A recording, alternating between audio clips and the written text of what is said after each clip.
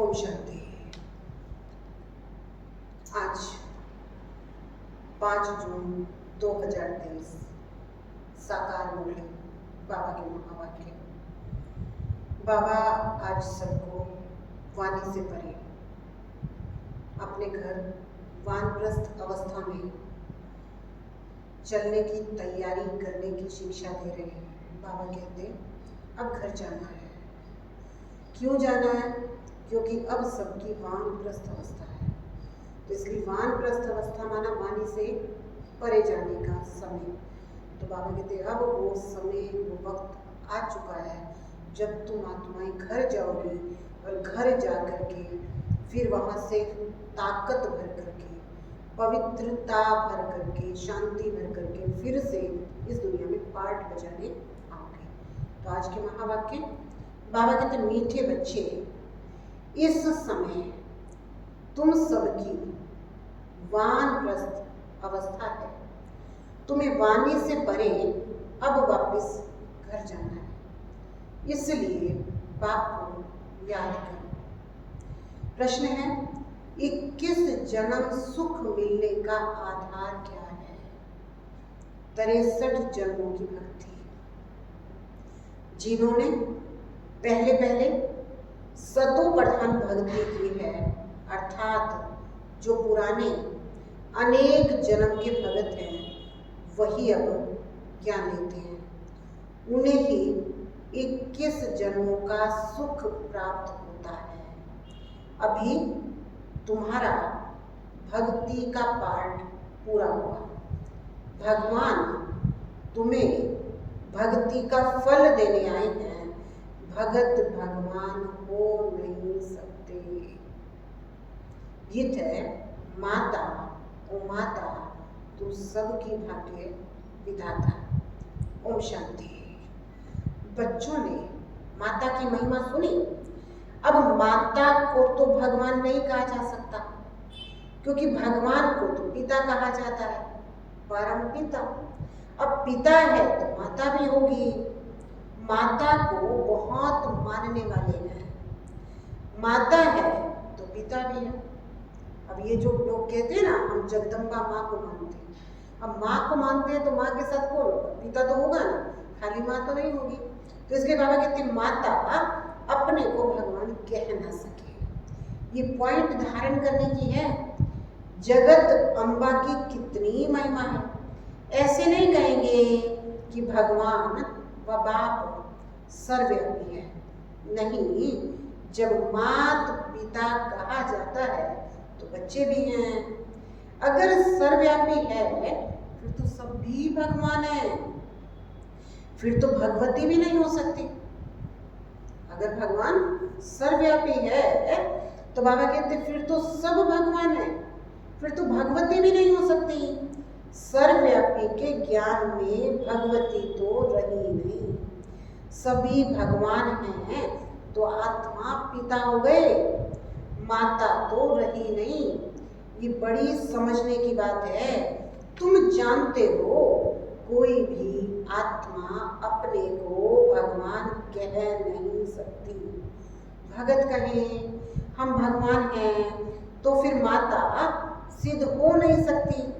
फिर भगत तो पुनर्जन्म लेते हैं, भगवान तो पुनर्जन्म ले नहीं सकता। ऐसे तो नहीं कि भगवान को अपना शरीर है।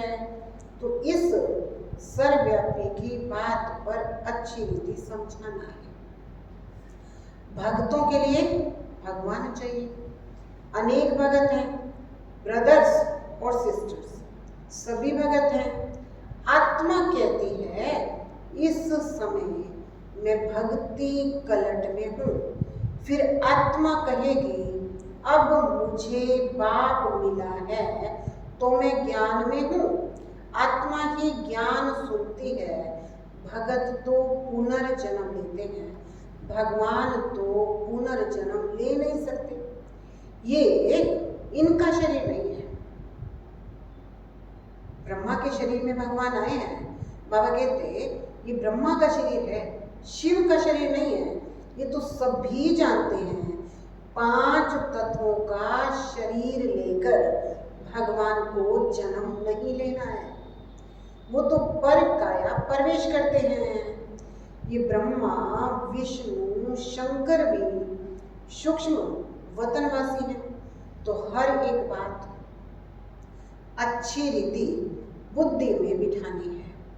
आत्मा कहती है मैं एक पुराना शरीर छोड़ दूसरे में प्रवेश करती हूँ। पुराना शरीर छोटा है या बड़ा है, एक छोड़ दूसरा लेती हूँ। यहाँ तो अचानक भी छोटे व बड़े का शरीर छूट जाता है, परंतु वहाँ तो पूरी आयु होने पर समझते हैं अब पुराना शरीर छोड़ नया लेना है। तो ये ज्ञान आत्मा में है ना। आत्मा पुनर्जन्म लेती है, परमात्मा के लिए तो ऐसा नहीं कहेंगे। ब्रह्मा, विष्णु, शंकर को भी परमात्मा नहीं कहेंगे, वो भी सूक्ष्म वतनवासी है। बाबा तो मूल वतनवासी है और कोई नहीं समझते कि परमात्मा मूल वतन निर्वाण धाम रहने वाले हैं। निर्वाण धाम अर्थात वाणी से परे धाम है, इसलिए वानप्रस्थ नाम पड़ा है। वाणी से परे अवस्था में जाने के लिए 60 वर्ष की उम्र के बाद जब बूढ़े होते हैं तो वानप्रस्थ लेते हैं। यहाँ तो तुम छोटे बड़े सब समझते हो कि हम वानप्रस्थी हैं। आत्मा कहती है मुझे वाणी से परे स्थान में जाना है। आत्मा को मेल कहा जाता है। जब शरीर में आती है तब आत्मा कहती है इस समय मुझे मेल अथवा फीमेल का तन मिला है। तो आत्मा को अब वानप्रस्थ अवस्था में जाने का पुरुषार्थ करना है। आत्मा को मेल कहा जाता है। माताएं कभी वानप्रस्थ नहीं लेती। अब यहाँ बाबा भक्ति का बता रहे हैं कि वानप्रस्थ अवस्था में भाई जाते हैं, माताएं नहीं जाती। परंतु यहाँ तो बाप समझाते हैं आत्मा तो मेल है, तुम सब आत्माओं की वानप्रस्थ अवस्था है। अब सबको वापस जाना है। मैं तुम सबको वापस ले जाने आया हूं, इसलिए मुझे याद करो तो मेरे धाम आ जाओगे। ये कोई मनुष्य कह ना सके, सुप्रीम गुरु बाप कहते हैं। सन्यासी, उदासी ऐसे बच्चे बच्चे कहकर बात कर नहीं सकेंगे। बाप का ज्ञान किसी में है ही नहीं। पूछो भगवान कहाँ है तो कहेंगे सर्वव्यापी है। गोया भगवान का ज्ञान कोई में है नहीं, इसलिए भक्ति करते हैं भगवान से मिलने के लिए। परंतु कैसे मिलेंगे, कब मिलेंगे, ये किसी को पता नहीं। बाप कहते हैं कोटों में कोई मुझे पहचानते हैं। मनुष्य तो सरसों मिसल अथाह है। बाबा कहते अनगिनत मनुष्य हैं, इनमें कोई सी किलते हैं। इतने ढेर मनुष्य जो सरसों मिसल हैं, उनमें से कोई सी किलते हैं। वही आकर मुझे पहचानेंगे और बाप से अपना वर्षा लेंगे। तुम समझा सकते हो इस समय सभी भगत हैं, चाहते हैं हम भगवान से भक्ति का फल लेंगे। अगर तुम सब भगवान हो तो फिर भगत तो कोई हो ना सके। अगर तुम भगवान हो तो तुमको भगवान से क्या चाहिए? भक्तों को मिलना है भगवान से, और फिर अपने को भगवान कहना, ये तो भगवान की इंसल्ट है। एक तरफ कहते हैं हमको भगवान से मिलना है, फिर कहते हैं मेरे में ही भगवान है। तो बाबा कहते हैं ये भगवान की इंसल्ट है। इससे बड़ी इंसल्ट कोई होती नहीं है। अल्लाह से तो हम बहिष्ट का वर्षा लेना चाहते हैं और तुम कहते हो हम अल्लाह हैं। अब तुम जज करो। तुमको कोई कहे हम अल्लाह हैं, ऐसा हो कैसे सकता है? अल्लाह तो सबसे बड़ा है। ये समझने की बातें हैं। कभी भी कोई अपने को अल्लाह व भगवान कह ना सके।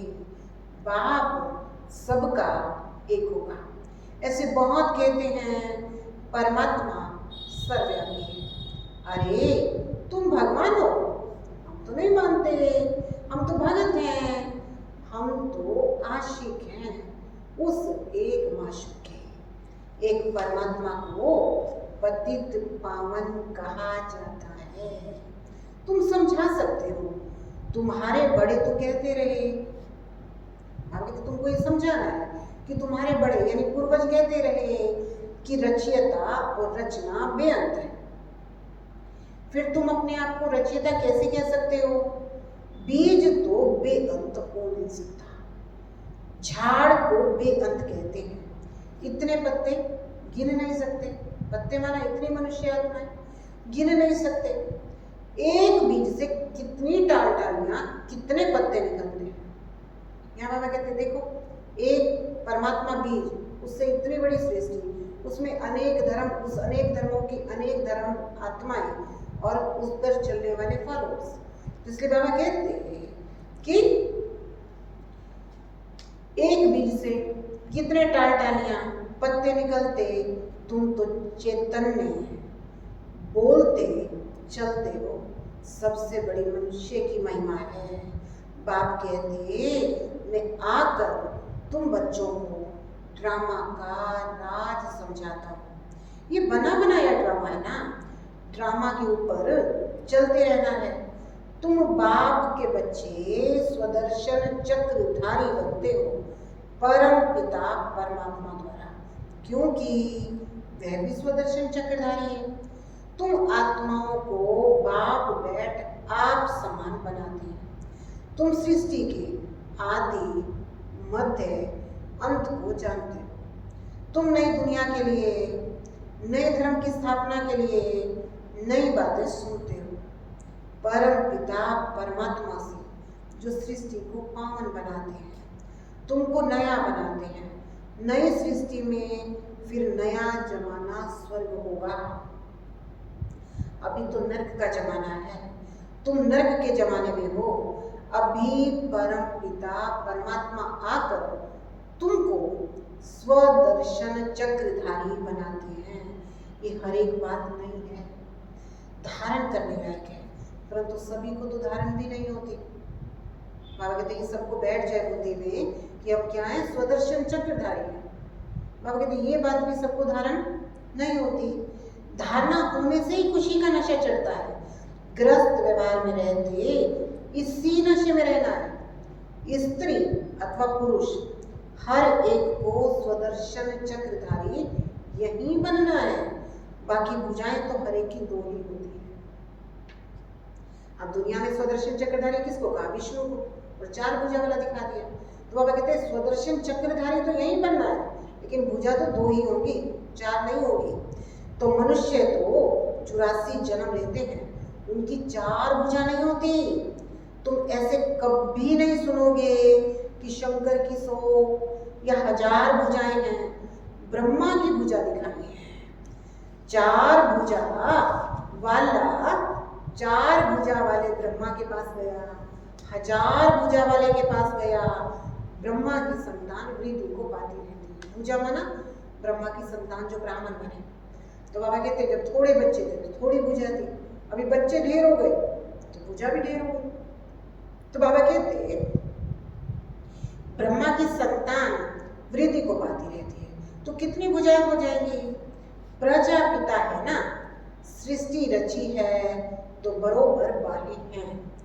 बाकी मनुष्य कोई 4-6 भुजा वाले होते नहीं। सूक्ष्म वतन में तो कुछ है ही नहीं। ये सब बातें बाप बैठ समझाते हैं, कहते हैं। इसने यानी ब्रह्मा ने बहुत शास्त्र पढ़े, बहुत गुरु किए, वो है भक्तिमान। तुम्हारा भक्ति का पाठ पूरा हुआ, तुम ऑलराउंडर हो। शुरू से लेकर तुमने सबसे जास्ती भक्ति की है, भगत तो इस समय बहुत है।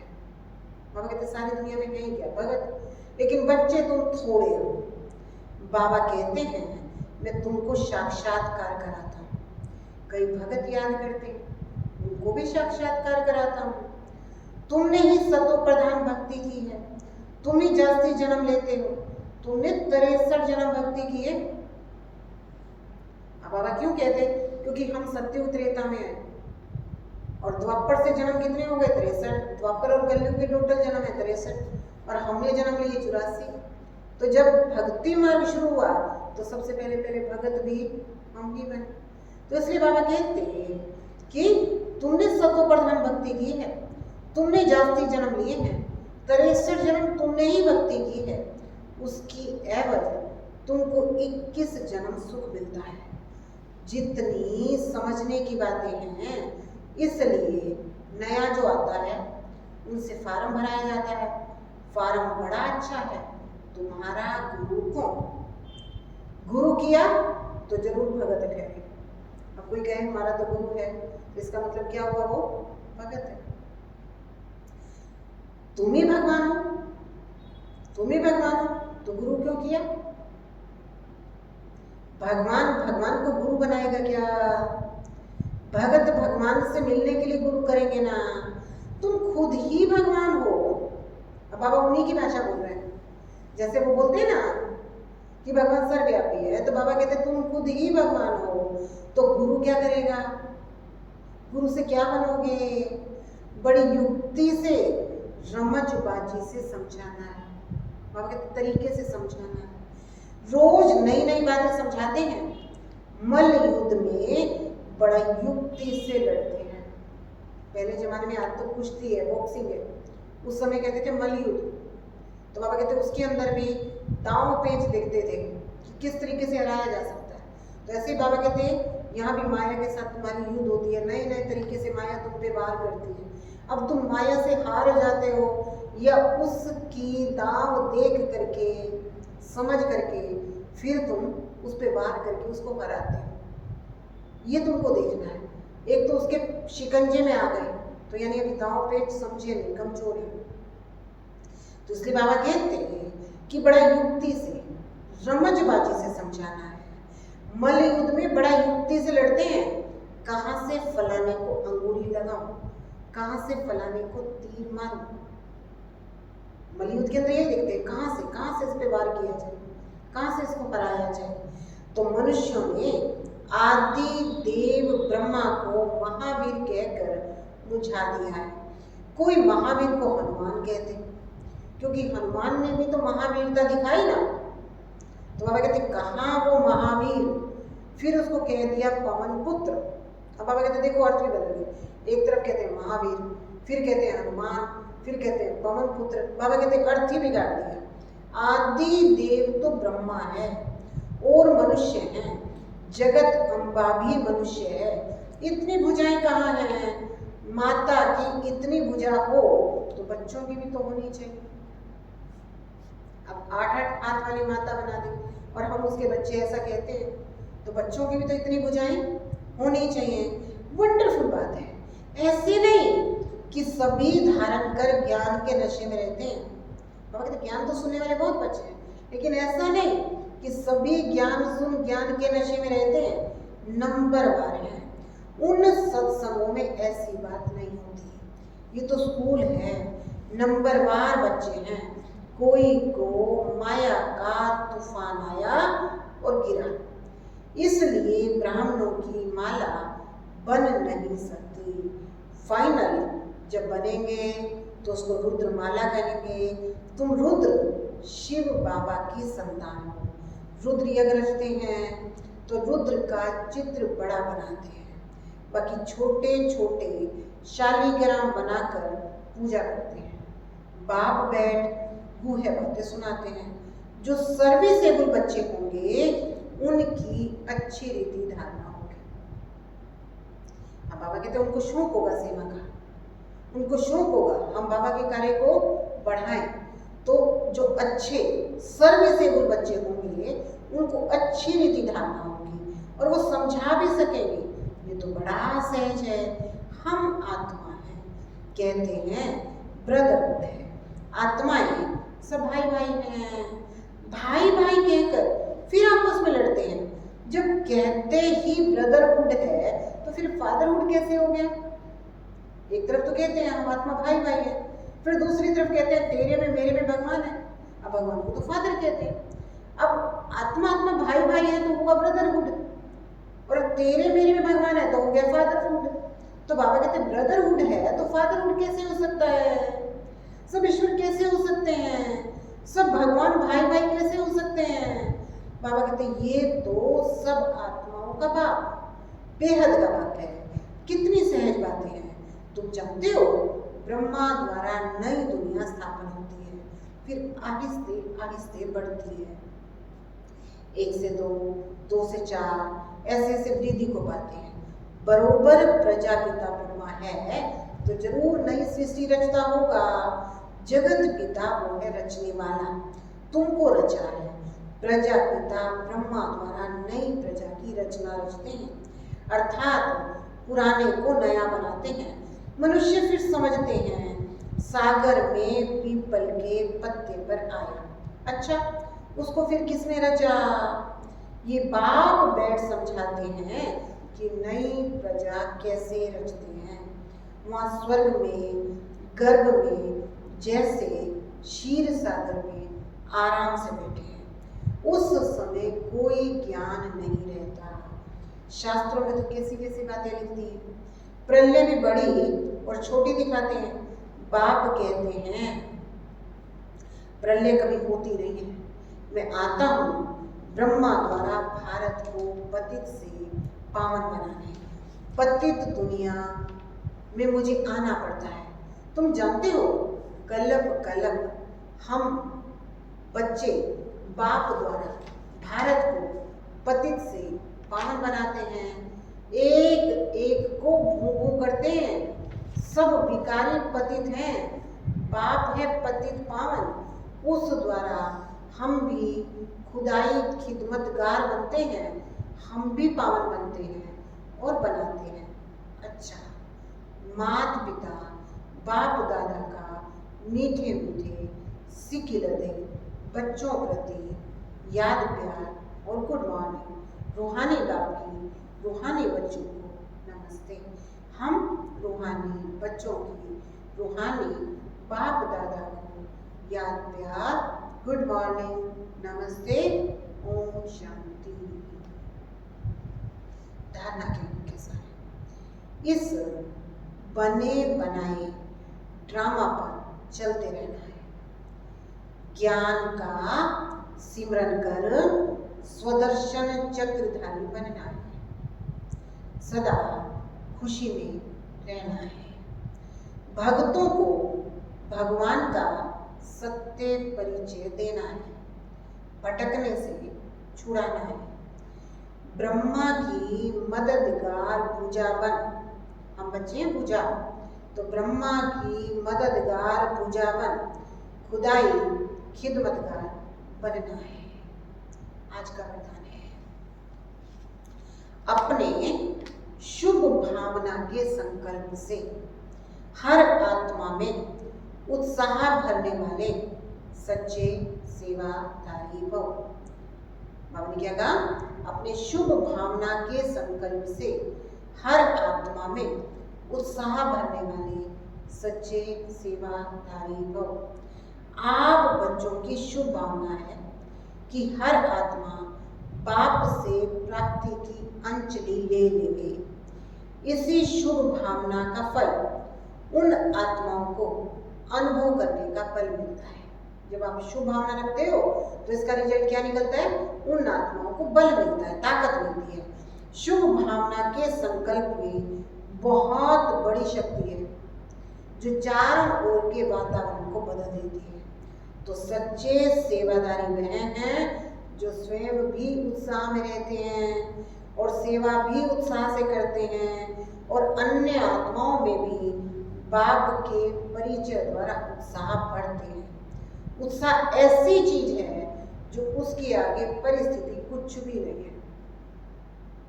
हर परिस्थिति को पार कर देते हैं उमंग उत्साह से। तो इसलिए बाबा कहते हैं कुछ भी हो जाए उत्साह कम नहीं होना चाहिए। तो उत्साह ऐसी चीज है जो उसके आगे परिस्थिति कुछ भी नहीं है, वह वार करने की बजाय बलिहार हो जाती है, यानी परिस्थिति झुक जाती है और आप जीत जाते हो। आपका उमंग उत्साह है। तो स्लोगन है बाप दादा से अटूट प्यार हो, तो ईश्वरीय मर्यादाओं पर चलना सहज अनुभव करेंगे। क्या हो? अब कई लोग कहते हैं हमारे लिए मर्यादाएं, हम तो ईश्वरीय मर्यादाओं पे नहीं चल सकते, लेकिन जहाँ प्यार होता है वहाँ पालना अपने आप होती है। इसलिए बाबा कहते हैं बाप दादा से अटूट प्यार हो तो ईश्वरीय मर्यादाओं पर चलना सहज अनुभव करेंगे। प्यार में इंसान बदलता है ना, इसलिए हम क्या करेंगे? ईश्वरीय मर्यादाओं पर चलना सहज अनुभव करेंगे। तो आज का होमवर्क है, मैं उमंग उत्साह में रहने वाली सच्ची सेवाधारी हूँ। आज का होमवर्क, मैं उमंग उत्साह में रहने वाली सच्ची सेवाधारी हूँ। ओम शांति।